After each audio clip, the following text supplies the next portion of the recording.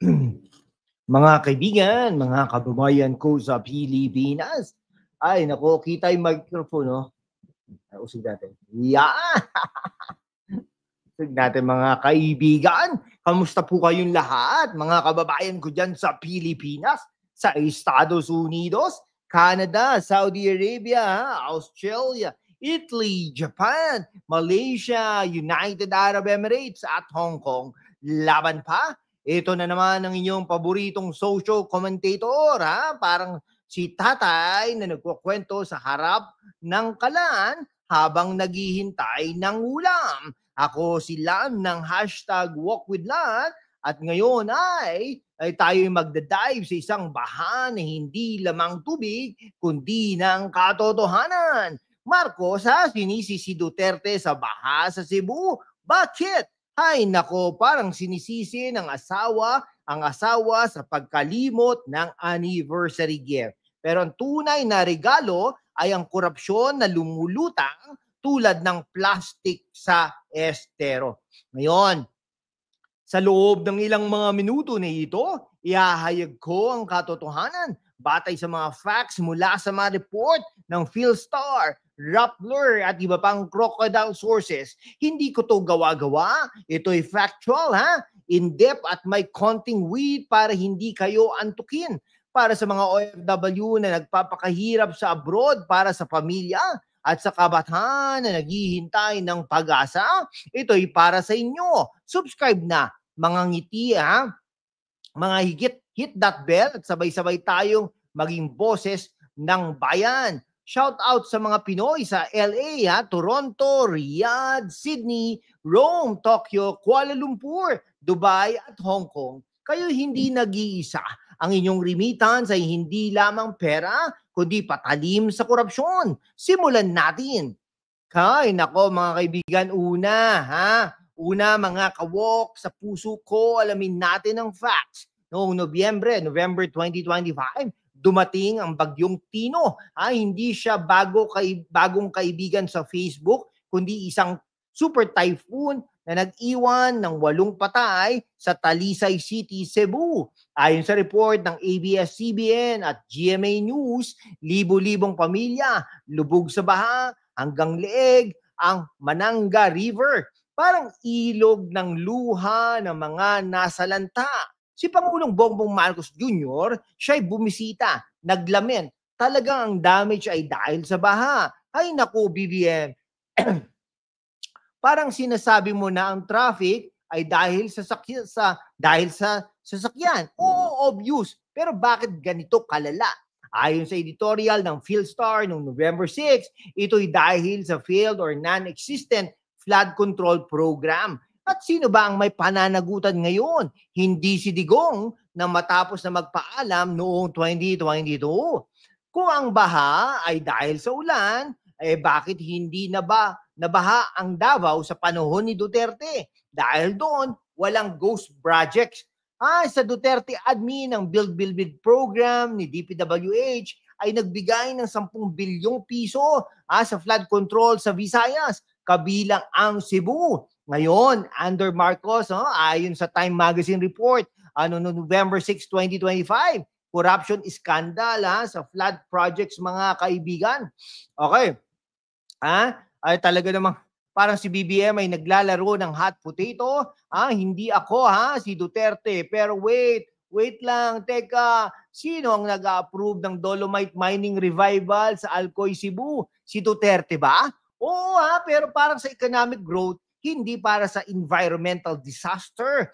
Ang tunay na issue ang kakulangan ng maintenance sa ilalim ng Marcos admin. Shout out sa mga OFW dyan sa Canada. Kayo na nagpapadala ng pera para sa infrastructure, bakit hindi na ipagawa ng maayos, mga kaibigan? Okay, mga kabataan, listen up. Ito hindi lamang chismis, ito'y intellectual takedown. Una ang blame game. Sa Facebook post ng isang critic noong November 7, Marcos blames Davao for floods, but gravity pulls to Malacanang where corruption is deepest. Witty, di ba? O ayon sa Rappler's Pinoy Criminology article ngayong araw, ang Cebu flood ay culmination of white-collar crimes. At sino ang nakasuit ngayon, ha? Si BBM at ang kanyang cabinet, no? Under Duterte, ang ICC, Interagency Council for Climate Change, ay aktibo. Ngayon, nag-iimbestiga sa Davao habang Cebu ay lumulutang. Pangalawa, ang mining angle, oo, si Duterte ang nag-lift ng mining ban noong 2021 para sa jobs. 5,000 na trabaho sa Alcoy, Cebu, ayon sa DNR data. No? Pero ang dolomite mining, ito ay legal at regulated. Ang problema, sa ilalim ni Marcos, walang proper siltation control. Result, erosion na nag-travel ng 120 kilometers mula Alcoy hanggang Talisay. Tulad ng sinabi ng environmental experts sa Manila Times. No? Parang si BBM, nagsisi sa nakaraan, pero hindi nagbago ang sarili. Corruption, si attorney, okay, ay humihingi ng probe sa both admins, pero bakit hindi muna si Romualdez ang speaker na nag-audit ng funds na nawala? Okay, imagine niyo si Marcos sa Cebu, vow of health, pero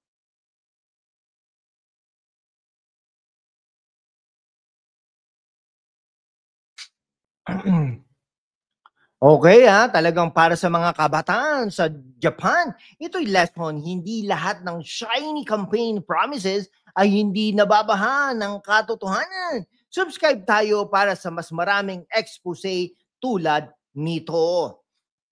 Okay, pa-break muna tayo mga higit, Kung nakaka-relate ka, like at share. Para sa mga OFW natin sa UAE, ito ay para sa inyong pamilya sa Pilipinas. Mag-subscribe para hindi kayo mabahan ng fake news.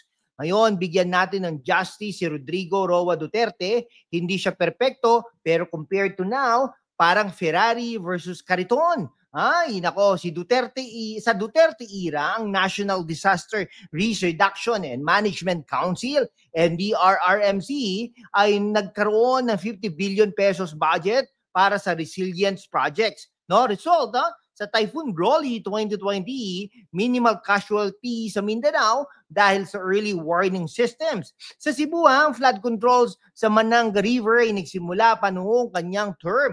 Pero under Marcos, ghost projects tulad ng sinabi sa Wikipedia's flood control controversy page. Okay, isipin nyo si Digong ay parang matandang lolo na nag-a-advise, maghanda kayo. At ginawa niya universal healthcare for peace expansion na nagligtas ng milyong-milyong pamilya mula sa kahirapan. Ngayon, si BBM admins ay naharap sa 1.7 trillion pesos na utang na increase ayon sa DBM reports na dapat sana'y para sa infrastructure.